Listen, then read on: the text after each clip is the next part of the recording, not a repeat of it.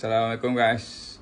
So apa nak buat lepas SPM part 2? Sebenarnya FY selalu je interview ramai CEO Cina yang menyenaraikan syarikat dia ke Bursa Malaysia dan jadi multi-million dollar man dan malah jadi billionaire lah kan. Contohnya FY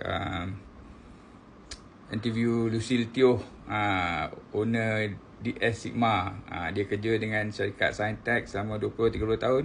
Kemudian dia buka kilang dia sendiri, kilang kotak dekat Kelang. Ataupun if I interview Mr. Yi Chimeng, seorang yang CEO syarikat Infomina yang sebelum ini dia bekerja dekat syarikat IBM selama 20-30 tahun. Kemudian buat syarikat dia sendirilah kan, dengan nama syarikat Infomina yang buat mainframe.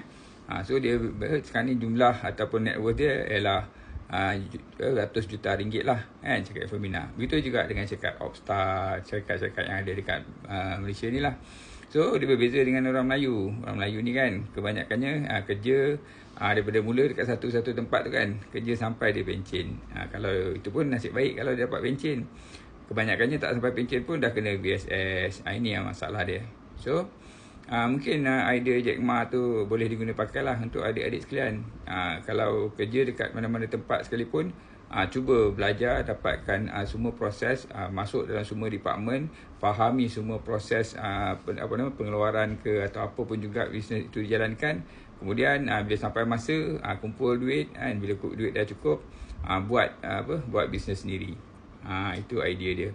Jack Ma pun dia cakap kan, pada umur 20 ke 30 kita kerja dekat tempat-tempat yang tertentu kan, 30 ke 40 kita belajar semua benda tu dan kita start mula buat sendiri kan. 40 ke 50 tu kita usahakan untuk buat bisnes sendiri, yang mana kita besarkan bisnes tu lebih baik daripada syarikat yang kita pernah kerja dahulu kan. Dapatkan semua proses-proses tu, baiki proses-proses tu, buat proses-proses tu jadi lagi efisien dan sebagainya kan. Nanti bila umur 60 boleh retire lah, retire rich, retire young, buat kereta putih kan, maksudnya gitu kan.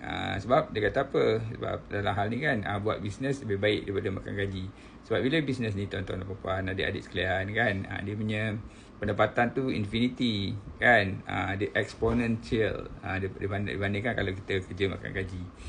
So bisnes lebih baik. So cari jalan apa-apa peluang yang ada, peluang-peluang untuk menyelesaikan masalah-masalah yang ada. InsyaAllah bisnes kita boleh maju dan berkembang.